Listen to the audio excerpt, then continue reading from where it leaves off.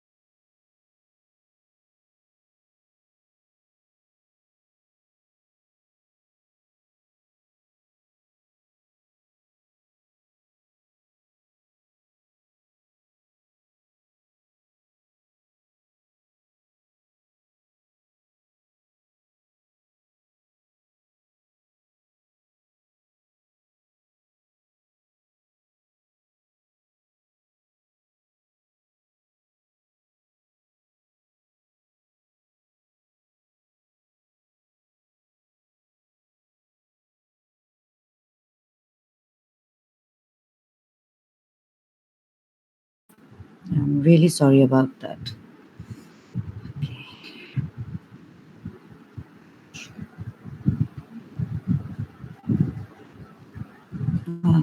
Is my screen visible? I think it's visible, ma'am. Okay. Okay. Yeah. All right. So, thank you. Thank you for those kind words of introduction.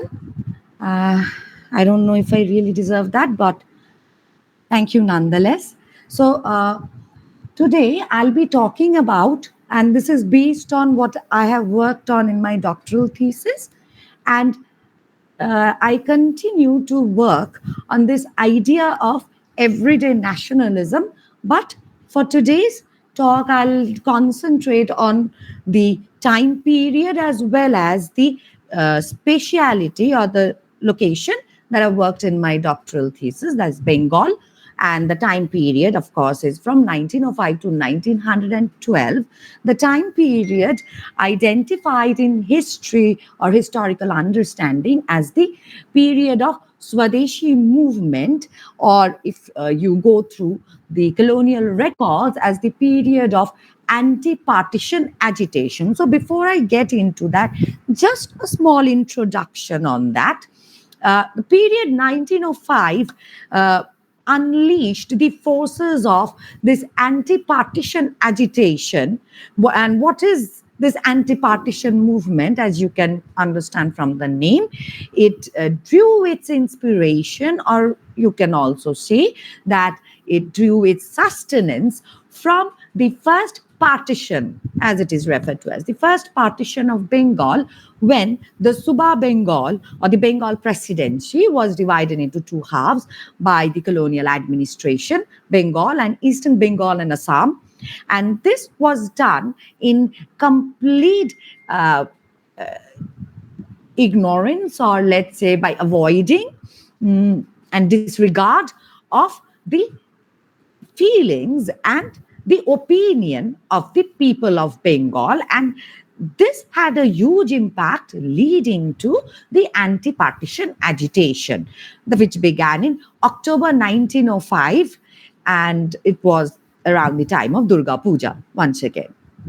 So it is very interesting, and I'll come to that later, that why I mentioned that.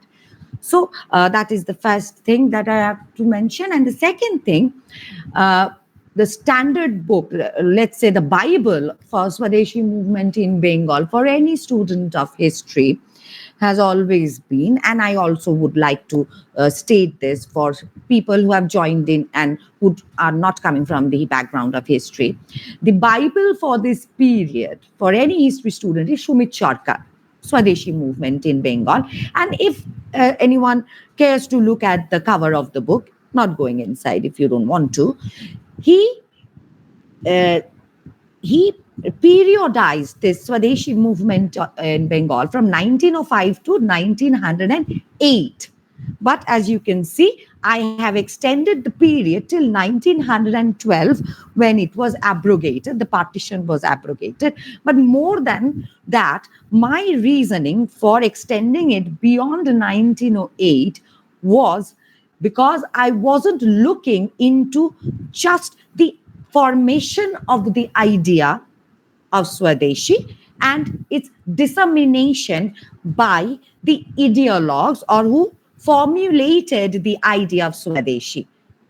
What I have worked on and I'm more interested in is performing Swadeshi. So, what is Swadeshi? Swadeshi, as you can see, mentioned in the subtitle, it is a part of practicing everyday nationalism. It is a part, a nebula form of nationalism or nationhood that emerged in the eastern part of the Indian subcontinent, that I've been looking into and how it was being practiced, and hence the extension of the period till 1912. So, with that, my forethought, where I introduced the subject, that about a bit about nationalism. So, first of all, let's not get into this Eurocentric definition of nationalism, where you definitely can talk of Benedict Anderson, who calls it the print nationalism, nationalism which is engendered through print media, and particularly he grants immense importance to literature and news literature, newspapers. And we can also talk of, before him, Ernest Gellner, who associates the birth of nation and nationalism with modernity, as if modernity was the necessary condition that simply led to the birth of nation and nationalism. So let's avoid getting into that. Let's divert our attention to the emotive understanding of nationalism. Nationalism is not something that you can see, it is very intangible. It's almost like a feeling, an emotion. So, if we talk of an emotion, how do we understand the emotion? It is understandable only through the enactment of the emotion, and that is where the performance of it comes into play.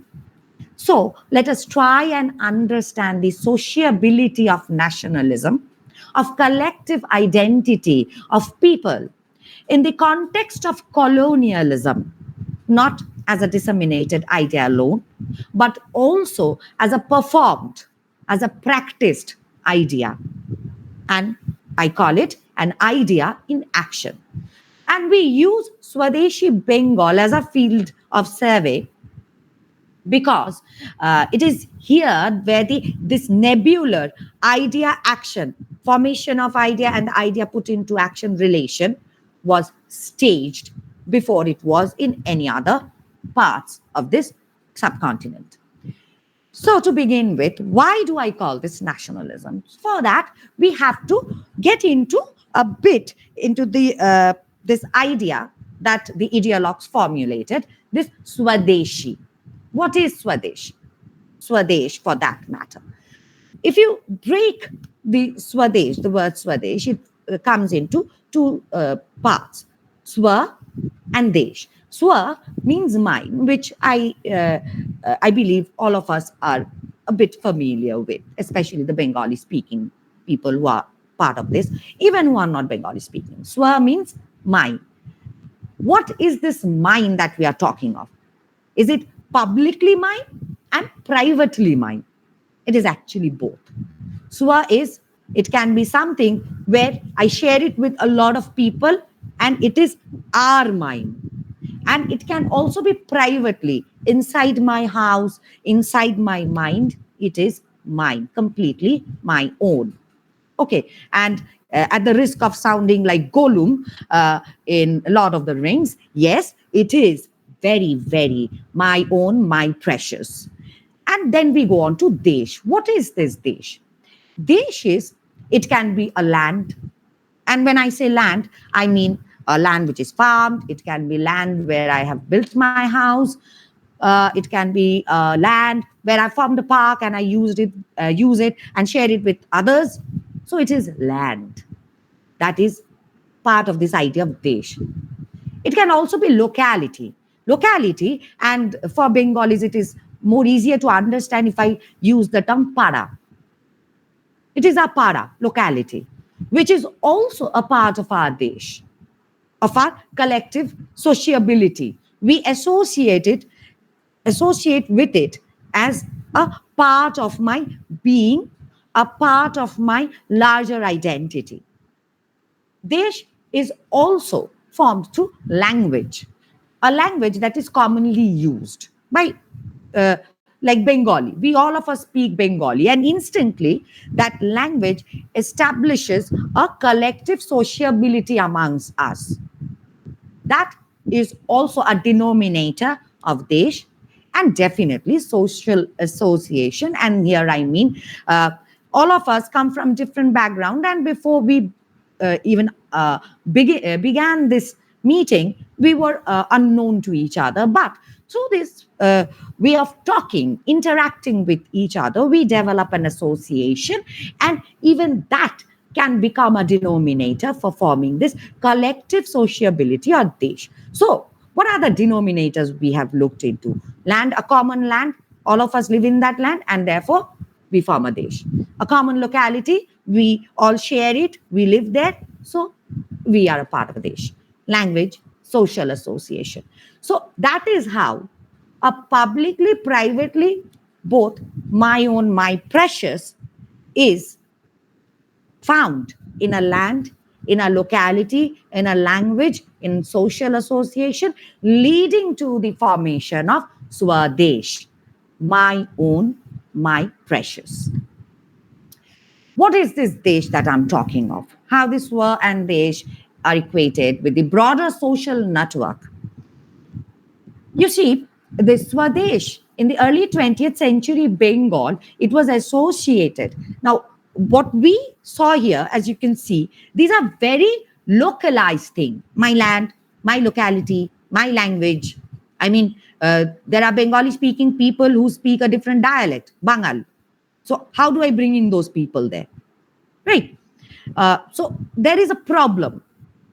If there is a social association, maybe I'm associating with you, but there are different other peoples living in this land I do not associate with socially. So how do we bring these people together? So what the ideologues do is they associate, they equate it with a broader social network of Attiyo Shojon. Now here begins the fun. Attiyo is, as we all know, they are they are our kin, our blood relations.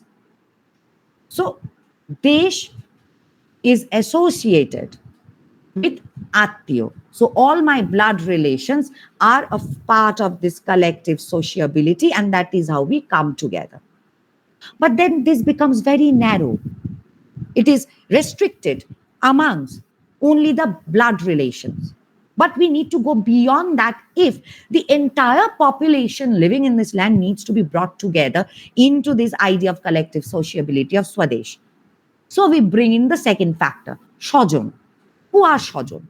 Shojon are basically friends, acquaintances, friends like all of you who have come together to form the voices from the periphery. You are friends. So you form a sociability beyond your blood relations. That forms a collective sociability. Acquaintances, like you guys invited me and we have developed an acquaintance. That is how we form a collective identity together and we associate with each other, an acquaintance. People living in the same locality, once again, the concept of para, which is integral to the understanding of Bengali collective sociability. And of course, our colleagues, people we work with every day, day in, day out. So all of these people who go beyond, whose association with people with whom we do not share a blood relation, yet they are a part of our daily interactions, our daily practicing of sociability. They are our Shojan. So once the idea of Swadesh with these denominators are associated with Atyu and Shojan, it comes together, goes beyond, crosses the boundary of narrow distinctions of land, locality, language, blood relations, everything, and bang, we have a larger sociability where all could be accommodated. Now, why did it get equated? Now, in the wake of anti-partition agitation in Bengal, this notion of nationhood, okay, this Swadeshihood, would be disseminated through contestation in the public sphere. There is a public sphere, and you have to gain legitimacy for the idea by constantly vying for the attention, approval of this public. And you have to contest in the public sphere because you are not the only ideologue. There are many who are contesting with each other. Hence, media, both print and performative, were put to use so that in this process of contestation, they could gain an upper hand in convincing or gaining favorable opinion of the public. Print nationalism, no doubt, played a very important role. There is no doubt about that. But there is a problem here, and that problem is of the gaping number of unlettered masses. We are talking of a time when we have large number of unlettered masses in Bengal who are not reading and writing. And how do you reach out to these populace? Through print media, through something that is written, something that has to be read. This is where performative media like theatre, jatra, and songs, something I've worked in my doctoral thesis, it featured as a potent audio-visual medium that enacted the words, whatever was printed and whatever the unlettered masses were unable to read. All of that, all those words were now being enacted to make the idea more comprehensible to the public. But sociability of such stature to be accepted by the public needed to have some social or emotional connect. Thus, its equation with the pre-existing sociability of Atyo Shojan. Okay, so you see, I give you this idea that you are a Swadeshi. Swadeshi is the idea through which all of you can come together and all of you are brothers. It doesn't work that way. Because for people, I do not suddenly start associating with people who are not part of my desh. For example, Bepada, someone who's not from my locality, I do not easily associate with that person. So I need something more than, something much more potent than just an idea that because there is a Swadeshi and all of you are a part of it, so you come together. No. People cannot just come together like that. So what you need to do is you have to tickle their social or emotional understanding. And this is the equation of the pre-existing sociability of Atyo Shajon that the Swadeshi ideologues put to use. That they created this idea of Swadeshi, of collective sociability, by associating it with the idea of that these are your brethrens, your blood relations, and these are your brothers in arm, brothers who work with you, brothers who are part of you. These are your mothers, these are your sisters. You form a larger family, a beyond your blood relation, larger social family. Now, how was this equated? This idea of Atyo Shajon, how did it, the Swadeshi ideologue, equate it with the idea of Swadeshi? Through the act of doing, that is performance. They were enacting it. Performative space brought together performers or simulators. Now, who are simulators? These are people who pretends not to have something that they have with the audience or onlooker. Simulation is basically faking. It's a process of faking. Performers fake. Why? Because they are enacting characters which they are not. And they are enacting it, they are faking it in such a way so that they can convince the onlooker, people who are looking at them, gazing at them, people like the audiences. So they are convinced, yes, the person standing there on the stage is the person he's faking. He's not his real self. So performative space brought together these two people, the performers who are faking and the audience or the onlooker. And there is a very suspended relation we are talking here, because these onlookers or audience, they are aware that the performer, whatever he's simulating or she is simulating, they're faking it. It is not real. Yet they want to believe. They tend to believe. They suspend this disbelief that this is fake. They willingly suspend their disbelief and make a transition from not real to not real. They stand between and they make a liminal space where it is not real, yet it can be real.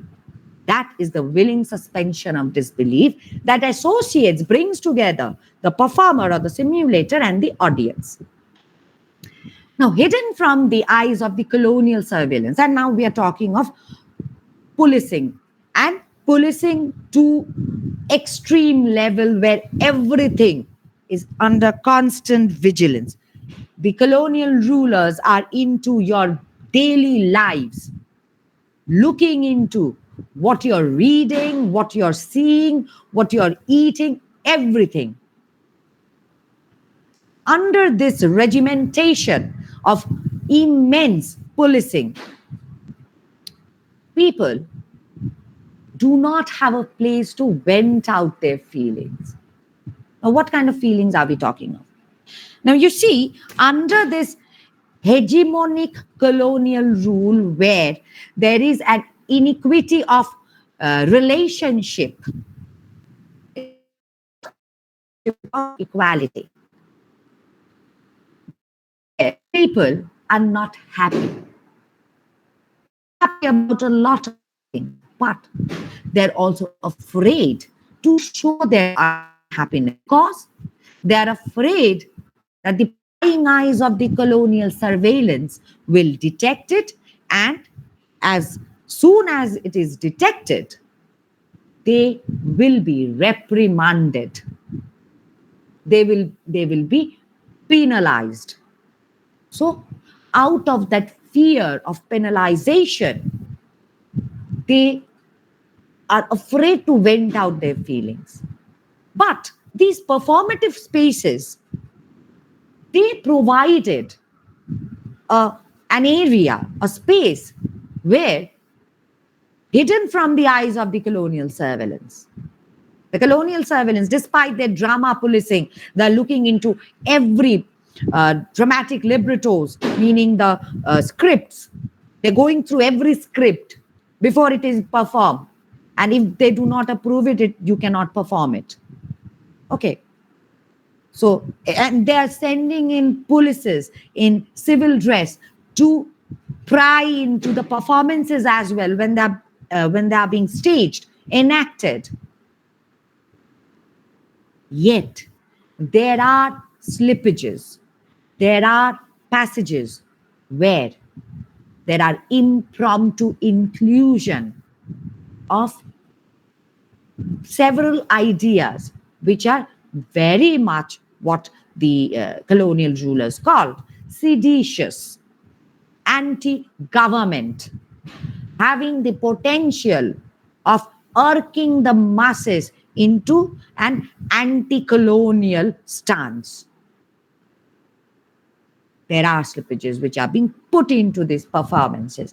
And therefore, it provided a space where people felt safe because they felt that once these ideas of anti colonialism are being staged, despite the colonial surveillance, they felt that this is our safe haven. If they can perform it, then we can react to it. Creates an instant connection between the performers and the ones who are gazing at them, gazing at the performance. While gazing at the performance, and there are these moments of slippage when they put in references of seditious nature, people, this got the people excited. They got very excited seeing that finally we have a space where we can let out our feelings, we can see our feelings, we can talk about our feelings, because the performers become a part of them. They have become a part of them. And when the performer is talking in a very anti-colonial stance, they feel it is them who are present there and talking. And this gets them very excited, this moment. And in that moment of excitement, they start passing judgments. And as they passed judgments, and how they pass judgment, I'll come to that later, they're doing it in unison with the performer and in unison with the other audiences who are present there. They're passing a judgment, they're venting out. Here, they transform from an onlooker, a gazer, an audience to a public. As they let out this judgment at the same moment, at the same, let's say, scene or dialogues or songs, whatever it is. And they look around. Wow, I'm not the only one. That guy, that woman, that child, they are also excited, letting out a judgment at that same dialogue or same song that has excited me. And they feel an instant connection. They feel that, yes, this is my safe haven, where that boy, that man, that woman, they become a instant part of my close association, because we are talking the same language. And what is that language? That same language of venting out my feelings that were suppressed so far. And at that moment is born a community of emotion, because it is an emotion. It is an emotion that connects all these people who are completely unknown to each other at that moment of excitement, because it brought them together. So you have birth of a community of emotion. That is how it got equated. This desh, nation, attiyo shajon, all merged together. Why willing suspension of disbelief? Why will people suspend their disbelief. They know these are people who are faking it. They're not the real deal. But yet, they are willingly suspending their disbelief and they are reacting. They are in the process of reacting, believing. Why? Because all of these performances were using cultural archetypes, they were using symbols, patterns, which the people identified with. What are these patterns? For instance, let's talk about, as you can see here, this is a 1905 a symbolic representation of Bharat Mata drawn by, painted by Abanindranath Tagore. This image, this is a classic image because it, for the first time, it gave body to a nation, Bharat Mata, where nation was a female body. So female body as a site of power, female body as a site of protection, female body as a site of nurturing. These were integral part of the cultural and private ethics of the people of Bengal.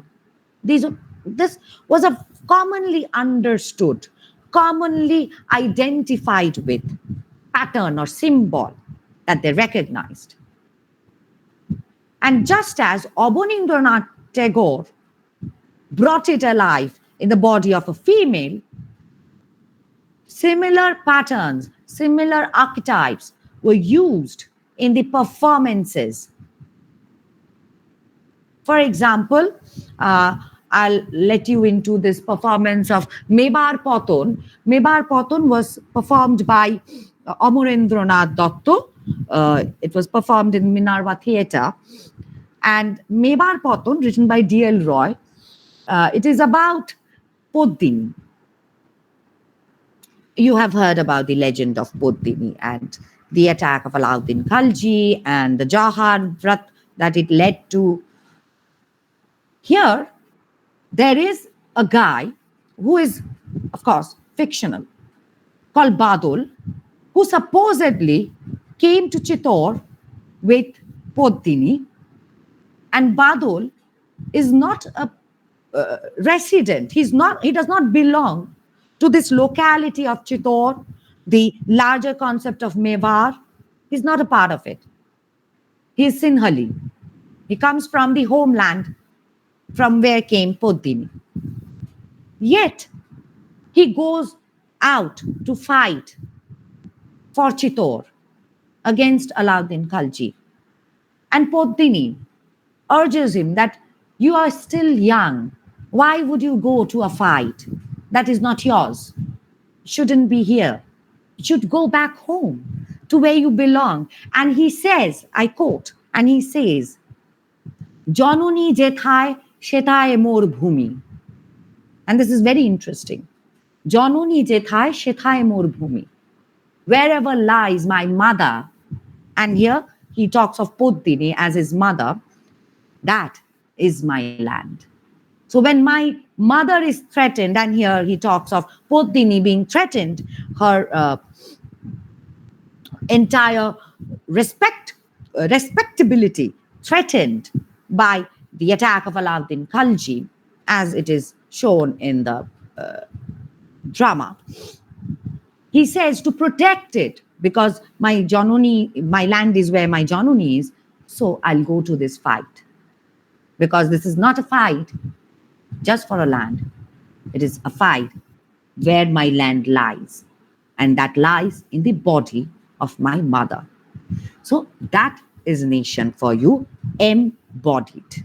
That is how they connected. And that is how the performers could make the audience willingly suspend their disbelief. They knew they are faking it, but yet they were ready to believe it when Badol said that Janoni jethaye shethaye mor bhumi. So this emergent genealogy, this filial bond, you have a nation embodied Nation as presented by the Desh, and nation as embodied into Bharat Mata. What is Desh? People of the same locality and land, and Bharat Mata is brethren. So people of the same locality as brothers, and land as motherland. That is how the nation and nation embodied, Desh and Bharat Mata, all came together. And I think this one dialogue of Badul explains it beautifully, that Janoni Jethay Shethay Mor Bhumi. That is the genealogy of the filial bond that was showcased and led to the willing suspension of disbelief, and the people were ready to believe whatever was being said and connected with it. So, uh, why are they connecting? This is a critique. I would like to point out to you that why and how the performers could so easily break through the walls of the audience and make them willingly suspend their disbelief. And here we talk of Girish Ghosh, as you must have heard, one of the huge theatrical figures of 19th and 20th century Bengal. He introduced a new technique of performance where he broke the glass wall. You see, in a theatrical performance, when you are staging a play on a stage, a proscenium, there are three walls, but actually, performers believed that there are four walls, and the one wall that faced the audience was a glass wall. The performers always believe that there is a wall, but it is a wall of glass, and beyond that, the audiences sitting beyond that glass wall could pry into their lives, pry into the performance and see it, almost like a peeping Tom. But Girish Ghosh, during the Swadeshi period, completely broke the glass wall. What he did? He made his performers, his actors, look into the eyes of the audience as if there was nothing separating them. They were one and united, and whatever was happening on the stage was something that was happening on the arena of the audiences as well. They were a part of the performance. Second, as I was telling you, there are impromptu inclusion, slippage, unscripted act. And here I'll talk a bit about Mukundo Das and his performance. Mukundo Das, as you must have heard of him, and he was referred to as the notorious Jatrawala by the colonial rulers and their reports. Mukundo Das had a peripatetic Jatra company. He went about different places and he performed this one play, Matri Puja. And surprisingly, there are different reports of the play Matri Puja, and all of them are different from each other. Meaning, nowhere was his performance the same. It was always that same name, Matri Puja. But the way he presented it, it kept changing. He kept changing it. So these are the slippage, the unscripted act. It was a performance without a script. So it was very difficult to detect. It was very difficult to detect for the colonial surveillance. Third, you are there effect. You are there effect is, as I said, that you maintain an eye contact. Okay. Through that, you make the audience believe that you are not away from the proscenium, you are a part of it. And this was more so for the Jatra performances, because the Jatra performances usually occurred in private spaces because they were not performed before ticket buying audiences as in proscenium theatre like Minerva or Star Theatre. Here, you can take a Chondi Mondop or let's say just a road, and there is a The performers stand in between the audiences who surround them from all directions, all around. They're sitting there, and all the performers enter the stage and exit from amongst the audiences. So it's almost like uh, there is a Jatrapala going on. Let's assume the Jatrapala Matri Puja, and yes, there was another Matri Puja written by Kunjo Bihari Gangopadhyay, which was considered a seditious book, and it was banned. Nonetheless, it was performed by Bhushan Das Jatrawala. And here we find that while the performance is going on, and one of the performers, who let's say is Oshini, the of a part of the mythological play, he enters from amongst you.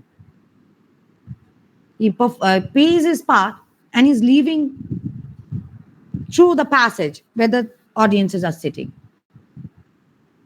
So the separation between the make-believe performance and the audience who are looking at it is completely broken. And you feel that I am a part of this. Whatever is happening here, I'm a part of this. And that creates a connect, an emotional connect. Spectacle.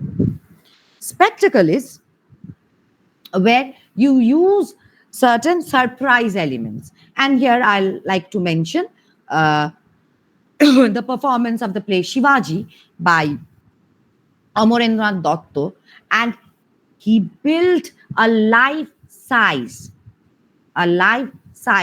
waterfall on stage, and he entered the stage atop a real horse. That is the spectacle. People are entranced by it. And once they're entranced by it, they start connecting with whatever is being said, and they start believing that whatever is happening there, it's the real deal.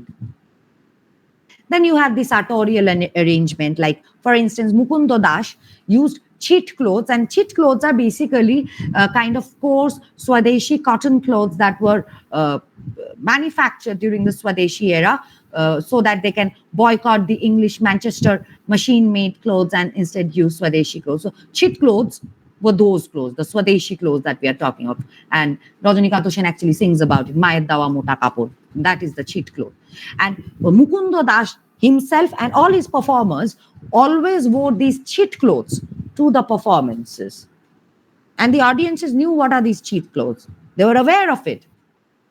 And the usage of that cloth as a part of the performance made the audience instantly make that connection. All right, so whatever is being performed there, it is a part of what is happening in our daily lives, the Swadeshi deal, and they associate it. A connection is built. There is a ritualistic, transcendental, and processual music. So these are the songs, Swadeshi songs that were sung. And as the records talk of these song parties, there used to be huge processions where the students and the Swadeshi agitators, they will move around the locality singing songs, Swadeshi songs particularly. And this had a transcendental, this processual music moving from one place to another and the next, it had a ritualistic, transcendental effect on the people. Why? Because it is not stagnant. You see, it's moving. As a result, there is no one fixed space that you can identify, as in Jatra or for proscenium theatre. As the Swadeshi singers who are singing the songs, they move, they constantly turn each space they move through into a Swadeshi space. As a result, the entire space becomes my performance space. And how is that turned into a performance space? Not only because of the movement, but because of the addition of more people who came into the procession while they saw these agitators and the students, young boys, singing Swadeshi songs and moving through their locality. So there is a transcendence. You have few performers moving, turning the space into a performative space, and instantly the audiences who so far were just listening and looking at them suddenly join in and they also become the performer. So there is a ritualistic transcendence of the idea. And finally, melodramatic excess. You have a huge melodramatic excess, almost like the way I'm presenting my ideas. They are using gestures, and these are exaggerated gestures, hugely exaggerated gestures. These hugely exaggerated gestures, and I'll give you an example about Dinobandhu Mitro's famous play Neel Darpon, and Binodini Dashi talks about this performance, which was taking place in some place in Lucknow.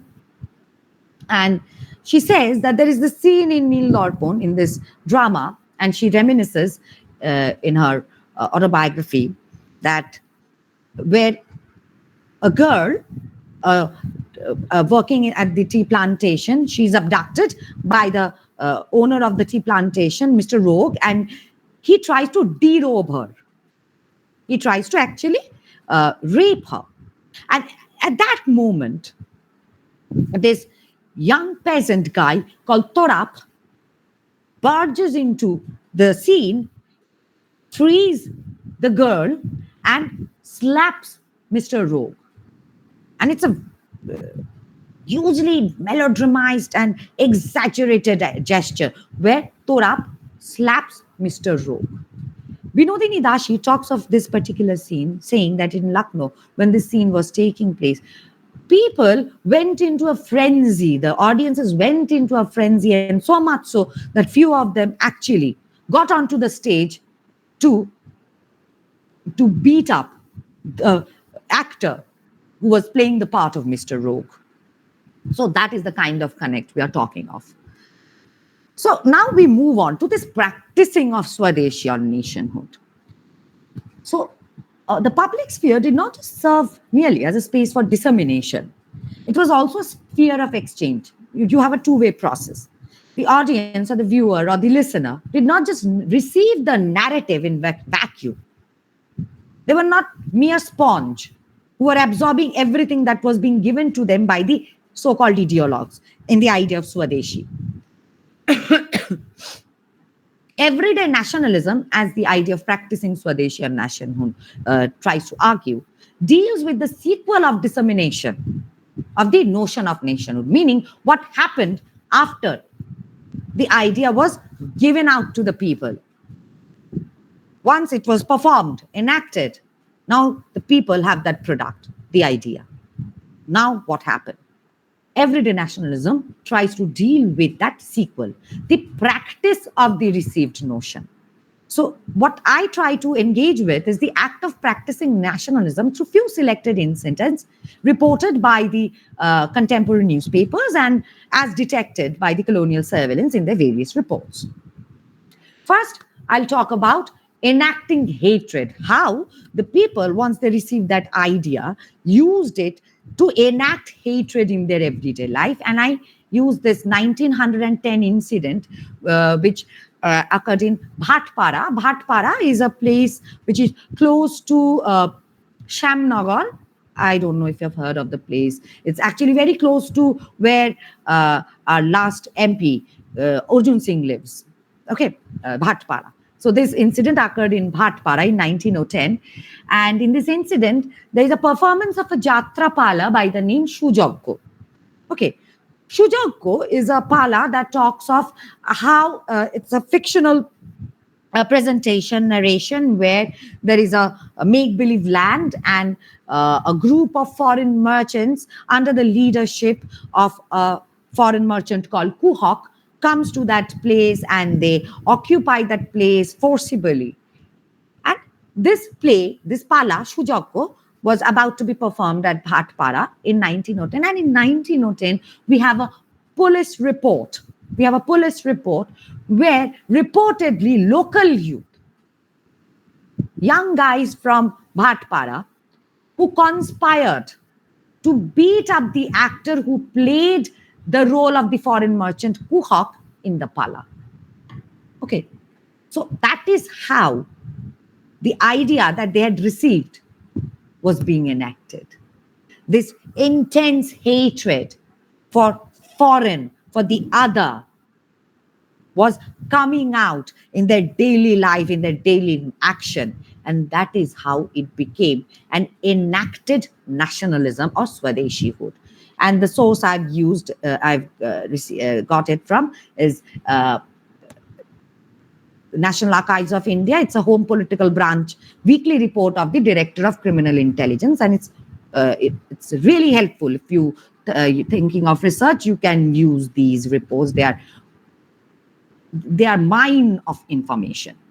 Next is enacting Swadeshi, and as we know, it's Swadeshi as we talk of. Practicing Swadeshi, using everything that is made in our land, boycotting the foreign made goods. So how people, once they've received this idea of Swadeshi, that you should use things made in your own country, how they're enacting it once they've received it. In 1907, we had this incident, reported incident in Joshore, which is from, once again, from Bengal, not Eastern Bengal and Assam. Joshore was a part of Bengal. Women audiences at a performance of Mukundo Das, reportedly in this public audience where they're looking and gazing at the performance of Mukundo Das, they deliberately broke their glass bangles, which were mostly English-made glass bangles, in response to his popular song, Bhenge Dao Reshmi Churi, Bongo Nari Ar Porona. And this, I don't know if you have seen the movie, this was actually shown in one of the movies, Balika Vadhu, and especially the one which, the older one, Balika Vadhu, which is in Hindi. If you ever see that movie, you'll find this scene where there is a performer singing this song in Hindi, and women actually, this young girl, Balika Vadhu, who had brought English-made glass bangles, she gives it away to her husband and says that, burn it, throw it, I don't want it anymore. And it was very precious to her, yet she gave it away. That is the kind of enacting Swadeshi, performing, everyday performance of Swadeshi we are talking of. And even this, the source for this is the weekly report of Director of Criminal Intelligence. Enacting repugnance, that this unpleasant thing that I'm really, I don't like, something that wards me off. And this is an incident that occurs in Bakarganj, Eastern Bengal and Assam, in 1910, when young boys who were part of a procession, they were first viewing it, listening to it, then they became a part of it, and they were singing together with this processual singing party. There, these singers who were initially listening and then they became a part of it and started performing, they attacked the police officers who were following the course of the party. As I had mentioned earlier, you had civic polices in civil dresses who were sent to these performances to report back that what's happening there. The colonial government wanted to know it all. They wanted an update on everything, that what's happening. So these police officers who were following the course of the party, they were identified as police officers, as people who are working for that other colonial government. And the Swadeshi singers, these young boys who were part of this procession, they cracked ribald jokes and they made unpleasant gestures at the police officer. Mind you, these police officers are not Europeans. They're not British. They are Indians. But why is this repugnance? Why this show of displeasure? Because they are working for that. They are collaborating with the hated colonial government. Once again, from the Director of Criminal Intelligence report. Enacting violence. They're also becoming violent and they're performing it. As you see, in 1908, Lohagora Bazar from Joshua, we find a reported notice. A notice was put up on a shop threatening arson, that it will be put to fire, and if they do not stop selling foreign goods, the shops will be put to fire. There'll be arson. Same year, in 1908, in Quechua Bazar, in Khulna district, similar notice threatening acts of incendiarism was found posted in the marketplace. Once again, shops that were selling foreign goods, they were warned that if you don't stop doing it, we'll burn down your shops. Now, what is interesting, as the weekly report of the DCI talk of, is that in both the cases, in Quechua Bazar and Lohagora Bazar in 1908, before these notices became visible or they were put up, the party of Mukundo Das had performed there. And Mukundo Das's Matri Puja performance had this famous white rat song, Sheti Dure. And he says that the Shet Idure Korlo Shara, Chilo Dhan Gola Bhora, Shet Idure Korlo Shara. So this notorious white rat song, and as the colonial reports says, that because of the performance of this song, the people of Lohagara Bazar and Quechua Bazar in Joshua and Khulna, they were convinced that this needs to be stopped. Foreign goods are like that white rat that is eating into our resources. We must stop that. And if someone does not or refuses to collaborate with us, to cooperate, there will be consequences. And what is that consequence? Their shops will be burned down. So what is happening here?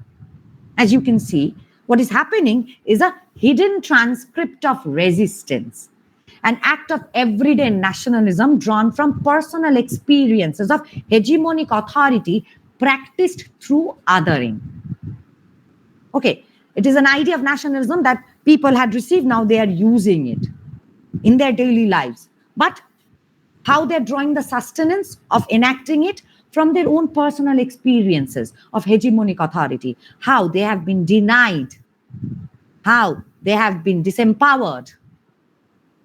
That was playing an important role. Now, not necessarily the experience was the same for everyone. That is understandable. Everyone had a different kind of experience of dealing with the hegemonic authority and of disempowerment. But the anger was common. Maybe the experience was not, but the anger generated by the experience was common. And that they hid for fear of official reprimand, of penalization, of punishment. It was always the same. So nationhood, so you see the seething anger found a vent in these moments of agitation offered by the space of performance, hidden from the prying eyes of surveillance, and nationhood was forged and engendered every day. It was engendered every day in varied shades in the space of performance through the practice of everyday nationalism. Now, an afterthought. Why is this study so important? Why are we wasting our time on this? So you see what I want to submit through this argument, that nationalism, where I began, what is this nationalism? Nationalism is, in a sense, an emotion in practice. Once it is in the public space, people associate it with their private world and practice it accordingly in their public dealings. So it is an experience that they connect in their private world, that yes, okay, even I had faced this. So yes, I'm a part of this entire collectivity, of this sociability. And accordingly, the kind of disempowerment that they have faced in their private world, accordingly, they vent it out, they enact it, they practice it in their public dealings. Like we talked of the enactment of hatred or repugnance and the lot. Now, is it anarchic? Well, yes, Certainly, because as I argue, that not all of these feelings, the anger is common, but not all the experiences are common. Not all the private emotions are common. They have different experiences. And accordingly, they mold it as a practice in their public dealings. So, yes, it is chaotic because there are different strands that are coming together. But more than the different ideas in practice, what we need to understand nationalism is this act of practice that must be identified, that needs to be interrogated to understand what is this practice of nationalism. Not the idea in practice, but the act of practice, that they are doing it, enacting it, this act of doing. Perhaps it can also be used to understand the root, that where is the genesis, and the root, the course of collective identity and sociability as it is taking in the Indian subcontinent in our times as well as we speak. So, thank you. Thank you for your patience.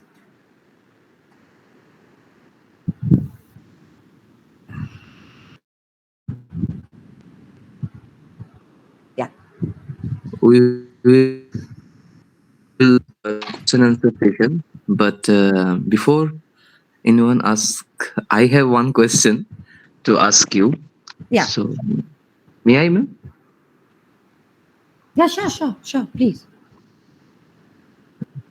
Ma'am, I was thinking, ma'am, when Mm. I'm listening to your lecture. So, ma'am, how do you analyze the economic background of all of this emotional Swadeshi in how the Swadeshi critically access the emotional roots to the emotional economy? I mean, is there any Okay. chance to, because I was in my previous semester, we Mm-hmm. have a course on prelude to partition. Okay. There, our Professor Binayak Datta, taught us this Mm-hmm. Bengal, Swadeshi Bengal, this time very, very closely, because, and he said that there was some difference between use of what I can say is, uh, I mean, logos and rituals, because all it's kind of Hindu kind of literature. That's why the Muslim cannot intersect with themselves with it.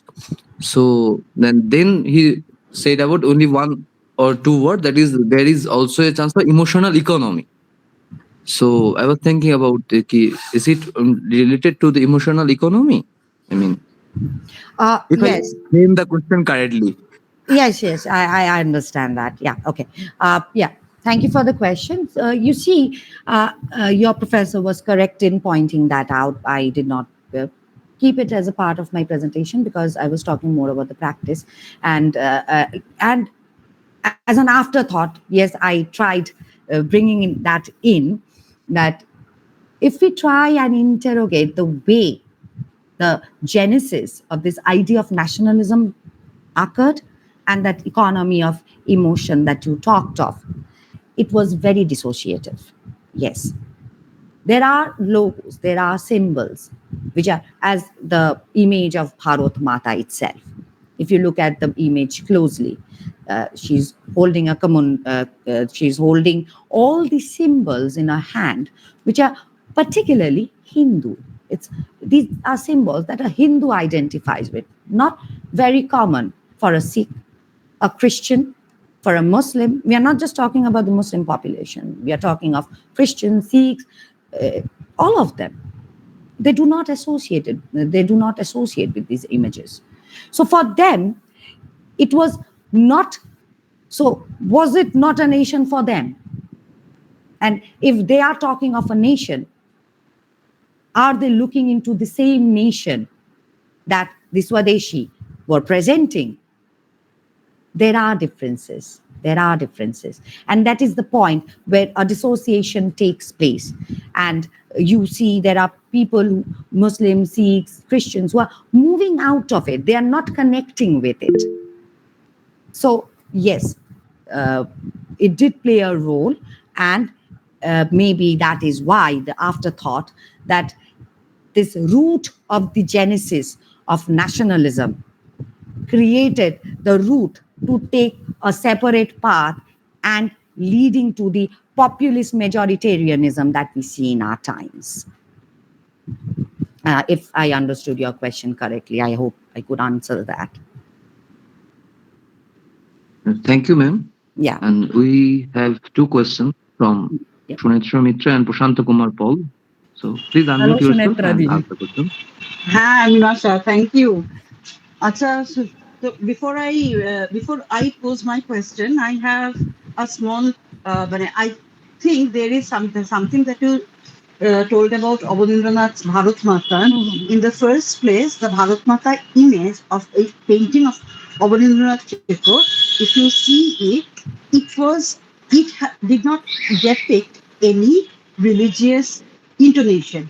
In the way, the Bharat Mata that Abanindranath drew was the image of a lady, of a very simple Indian lady who had four hands, and in four hands she was holding a book. She, on the other hand, she was holding paddy, and on another hand, she was holding a piece of cloth and memory beads. Okay, so all these four objects and the way the lady was drawn up did not in any way, and that is why the significance of this painting lies, did not exude religious any kind of religious feeling. Later on, the same image has been modified to suit the purposes of the revivalist wing. People who were more into this kind of religious revivalism, who were endorsing their politics on the basis of religious revivalism. Right. So I don't think and so far about the Muslim separation from the Swadeshi movement was concerned, that had more political implications, that had various political implications. And because the British had presented the partition of Bengal in a way that would actually benefit the Muslims who have already been to whom it has been injected that the Congress politics is eating into their opportunities, and also the Muslim majority provinces in Eastern Bengal were suffering because of the Hindu presence, and this was the official policy about which we know, and for which, and a quick reference for this will always remain Sumit Sarkar's Swadeshi movement in Bengal, where this has been very deftly dealt with, and of course for students, because I find many of our students here. So for our students, they can also look up Shikhar Bandyopadhyay, the relevant section on Swadeshi movement in Bengal. And now about Mimasha's talk. Mimasha, we are dealing here with two very large projects. One is nationalism, and into which we are situating performance performance, and you are specifically talking about the performance from the margins, voices from the margins, right? Yeah. So in nationalism, if we leave out Mukunda Das and the kind of plays and the jatra and the popular culture that was practiced in the rural areas, not in the official city of Kolkata or Dhaka or anywhere. There, the presentation, the popular culture had more direct access to the common people, and which was influencing them to give up many of the British codes, which was influencing them to take up the cause of boycott. Right.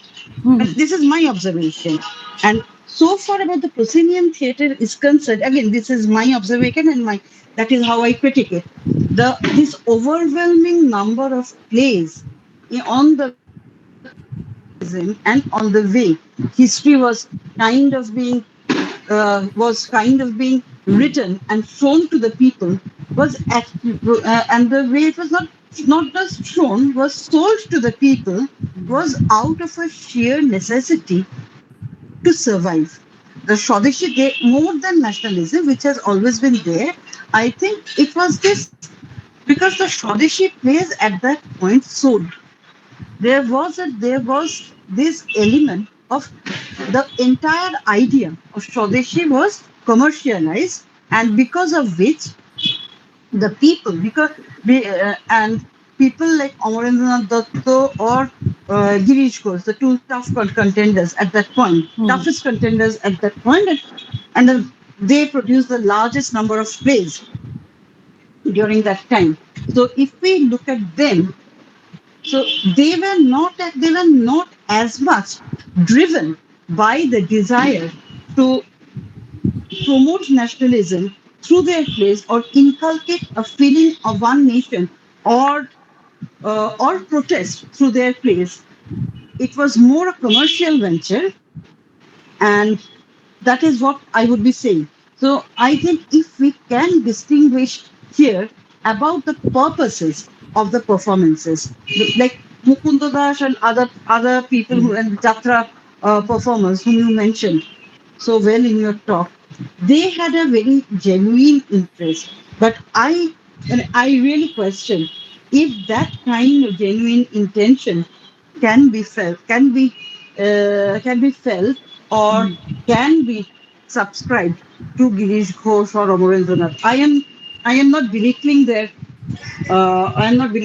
contribution to the spread of Swadeshi ideas or the way they made these characters, very the iconic characters of Indian history, popular among the masses. That remains.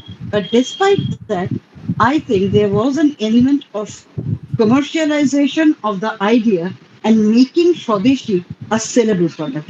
That's it. Yeah, Shunat, thank you for that observation as well as your question. Uh, uh, as far as your question goes, It's right. not. It was not. Okay. It was Yeah. not so much a question. It's just an observation. Very Okay. good question. Okay. Regarding that observation, Shunetradi, thank you for that. And I would like to actually address that by saying that yes, Girish Ghosh, Amarendra Dotto, these are entertainers. They are entertainers. Absolutely. And Absolutely. as you mentioned, also the name of Mukundo Das, I also found an interesting report where Mukundo Das himself, when he's arrested, he says that I don't like performing Swadeshi skits and singing Swadeshi songs, but what can I do? I have to, because if I don't, Hmm. people do not come to my performance. Now, this can Okay. be, I don't know, because we are looking into colonial reports here. So this can be Hmm. fabricated. This could have Hmm. been interpreted in different ways by the Hmm. colonial Hmm. Hmm. rulers. So we have to read into the grains. But the fact remains, the way I'm trying to look at it is not how the idea were presented by them. They can be doing it for the mere sake of entertaining people, because these are people who want more audiences to buy their tickets. Yes. And as Mukundo Das also said, I want more people to come to my performances. It is not what they are doing and how they are presenting. What I am interested in, that once it is there, it is this entire idea of product fetishism. Once the product is there, out in the market, now it belongs to the people, the audience, who are the gazers, the onlookers, and now how they are using it. That's what I tried to present in my paper, and that's what I have been trying to. I've been trying to understand. To understand that how the genesis of nationalism occurred and what is the route it's taking, if that can be seen as a pattern and can be Hmm. connected Hmm. to our present day understanding of nationalism as it stands today in the Indian subcontinent. Hmm. It's very interesting. Your paper has been very interesting. I really liked it. Thank you, Shunetra.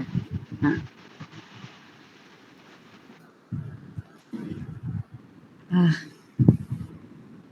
Thank you, ma'am, for the question. Now, Prashanto Kumar Paul, you can unmute yourself and ask your question. Then we will move to our chat box questions. Good evening. Yeah. Yes, Hi. I am Prashanta from Gokul Memorial Girls College. So it Okay. was very nice lecture. And, our knowledge, basically, my knowledge is very much confined into Swadeshi movement in Bengal or Amit Bhattacharya's Swadeshi enterprises in Bengal.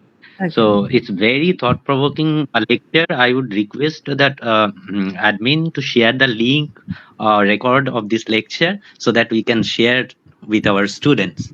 Okay, my question is, you know, a nation actually it was fragmented, or the concept of nation is not. I mean, it was not. As if we go through that Partho Chattopadhyay, the nation concept of nation was very much abstract. So it has been interpreted by the Bengalis, different classes of Bengalis in different way.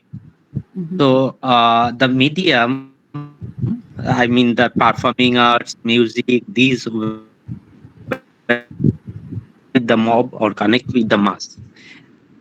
It's very, very, very special. But was there any counterculture? I mean, there were so many examples of the Bengali zamindars who were not with the Swadeshis.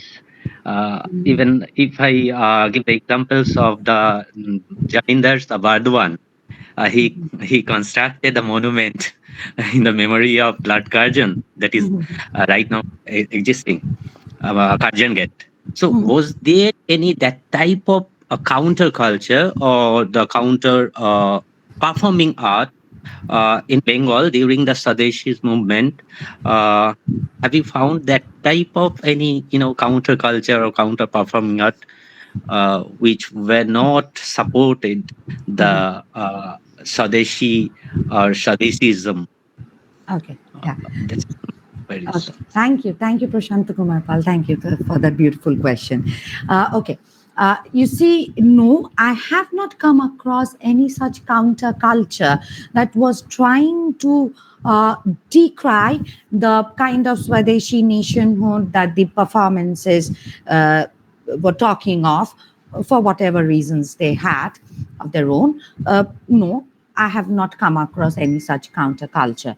But then again, I would like to add here so that it becomes easier to understand the what kind of performances I've looked into. I mean, I could have missed it because my concentration was primarily on the public performances. And when I say public perform, there could have been private performances, because you see, before we got into it, before 1871, we got into public performances where we have ticket buying audiences, and Sunetra can fill you in more than me about that.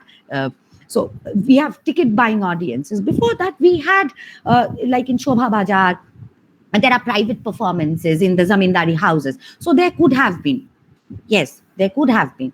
But those were not the kind of performances I was trying to look into, because these performances were very narrow, restricted to few associates within the family or within the social circle. So you don't have ticket buying audiences there usually. So I have not got a chance to look into it, but yes, you have pointed out a very interesting aspect, and we can actually try and look into this uh,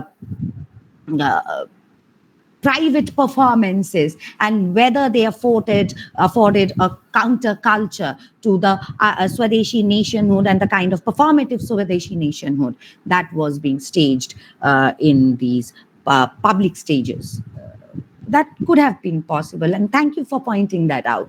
I think it will be interesting if we try and look into that.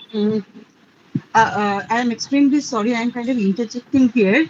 I just want to point out the private the private theatrical the private theatrical practices which were there, which were the start of the theatrical practices in Kolkata, in the metropolis.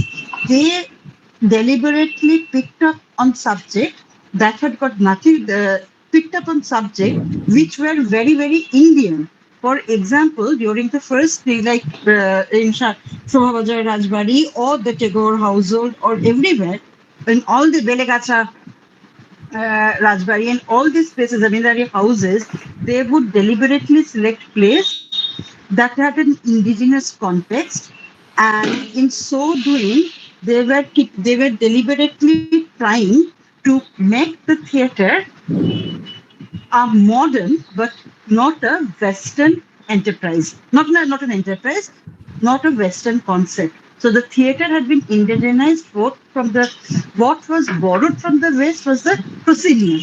The way the theatre was being put up to a gated community. You can, if I can use that term, to a gated community from a state, and not the open air kind of the open air forms of the open air forms of performances that had been the vogue.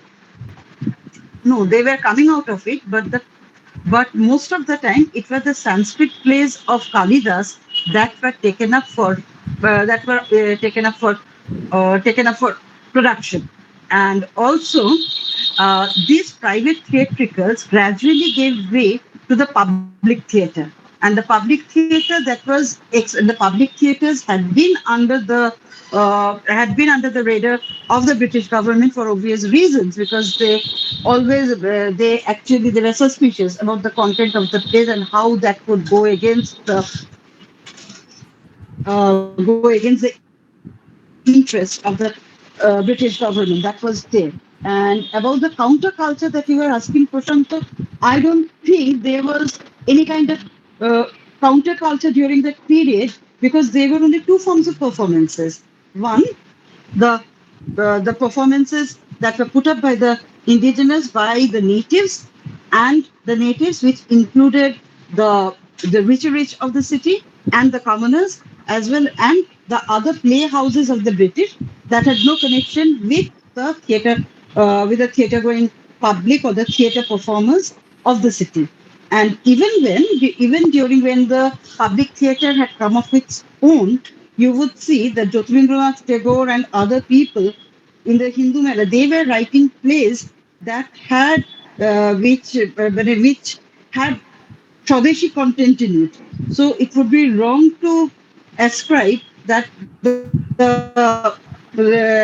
these people, that the zamindari families, they produced a counterculture. No, that will be extremely wrong, and I think that's outrageous if we say that kind of a thing. Because the I history don't of know if Bengal. there's anything of that sort of counterculture, but I did come across, like one of the reports I did come across from Eastern Bengal and Assam, Shunitra Didi, they said that there was this performance by one of the Jatra Pala party in a house of a Zamindar, and the Zamindar midway stopped the performance and asked these people to leave because they were singing Swadeshi songs, and they were singing Swadeshi songs because the audiences forced them that you have to sing this.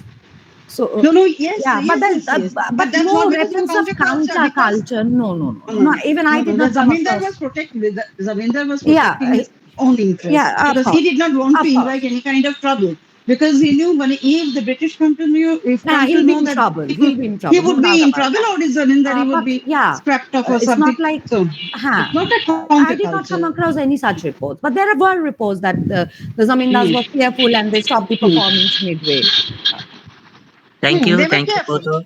They were Thank definitely you, careful. Sunitha Di. Thank you, Sunitha Di, Thank both you. of you.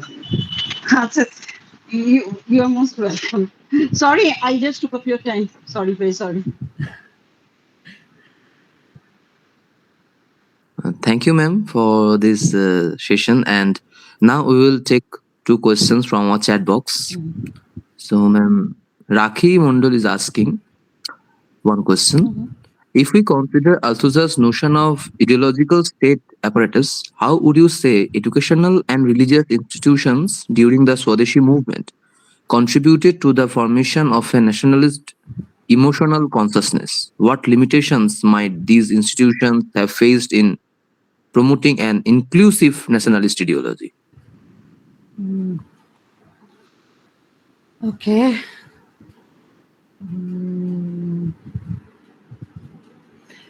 Religious institutions.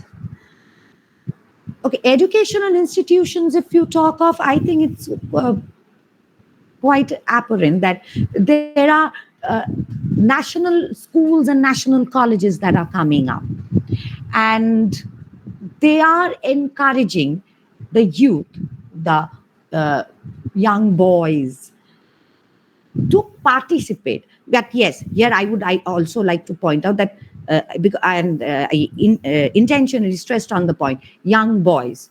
We do not come across references where young girls are encouraged that you become a part of this. There are very scattered references of that I have come across. But there are references where the national schools and colleges that were established, they deliberately, and in fact, there are people like Onat Bunduguho and a few others. I cannot recall the names now. I can particularly remember the name of Onat Bunduguho, who was principal of one of these national schools. He encouraged the boys, and there was this performance that was reported where in one of the school functions, he made the school boys play seditious Swadeshi performances. And the school boys were playing it in one of their foundation programs. I can't remember what kind of program was that. They were celebrating something. But there were Swadeshi performances where the school boys were made to perform that. And it was presided over by the principal, Onat Bunduguho. So this did play an important role. But about religious institutions, I'm not really sure what kind of religious institutions are you talking of. So, if you mean the literal religious institutions, I have not come across any such references. So I'm really sorry. I won't be able to deliberate on that. Really sorry about that.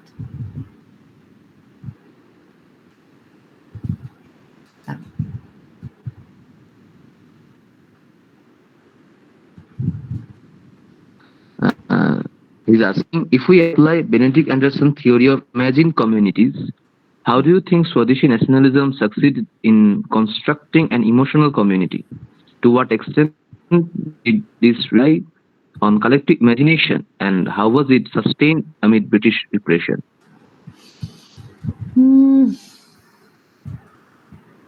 Benedict Anderson's theory of imagined community falls, like I mentioned at the very beginning, falls short for understanding the collective sociability that Swadeshi Bengal experienced. One reason being, Benedict Anderson lays a great deal of importance to print nationalism.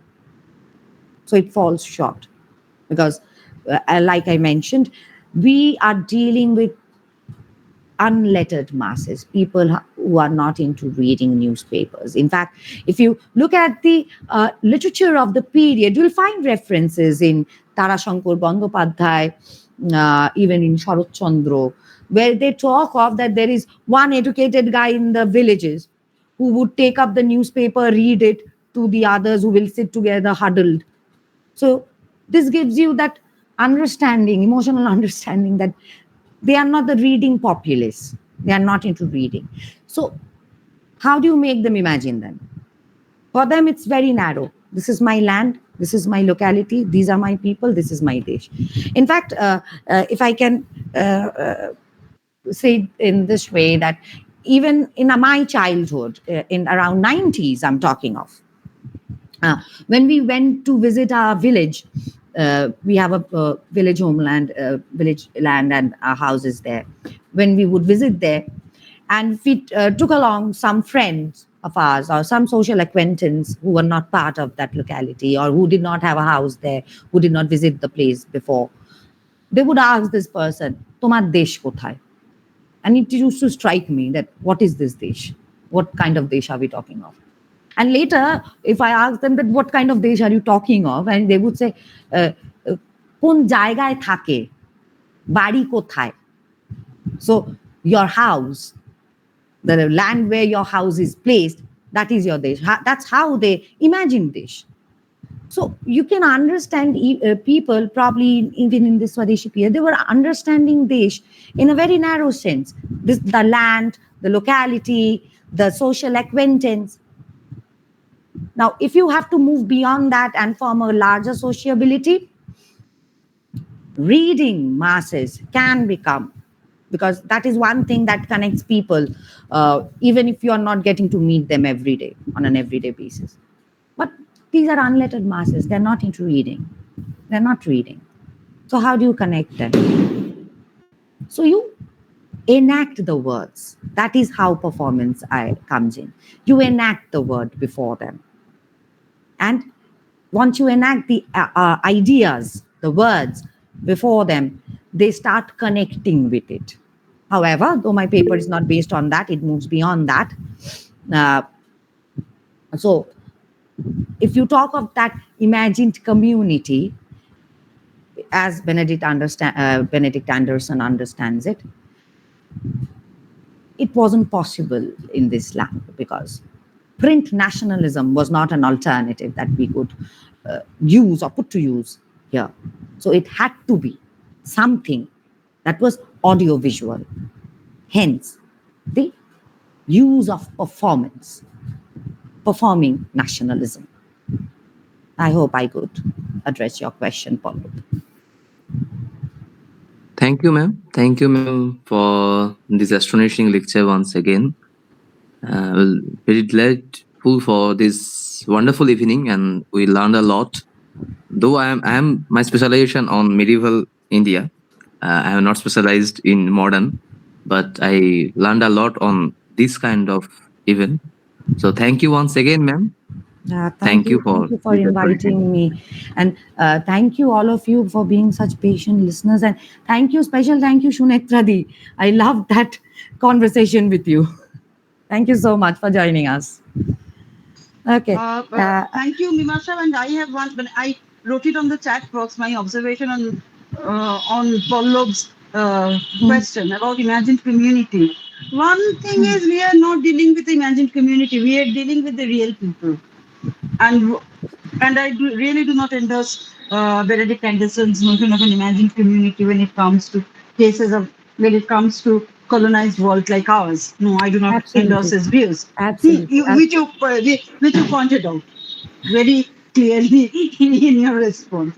And the thing is, these people and the kind of desh you were talking about, the desh these people, they had their notion of the world around them. That world may be small, that world may be big, that world may be local, that world may be global, but they had the notion of their world. And that world was formed by their lived in experiences. Absolutely. And especially during the Swadeshi movement, they shared experiences emanating from the colonial policies. That was there. So that created the emotive bond to stand up against the British. So I think I really do not, I do not at all endorse Paul Loeb's question in any way. My understanding is different, and the rest you explained it so well. Okay. Yeah, right. Thank you, Voices from the Periphery, once again for inviting me and for giving me this platform. Thank you so much. And of course, to all the audiences. Thank you. Thank you, all of you. Thank you, ma'am. Thank you. Okay. Bye-bye. Bye-bye. And I wish you all the best, all of you. Good night, ma'am. Yeah. Good night. Thank you, ma'am. Yeah. Thank you.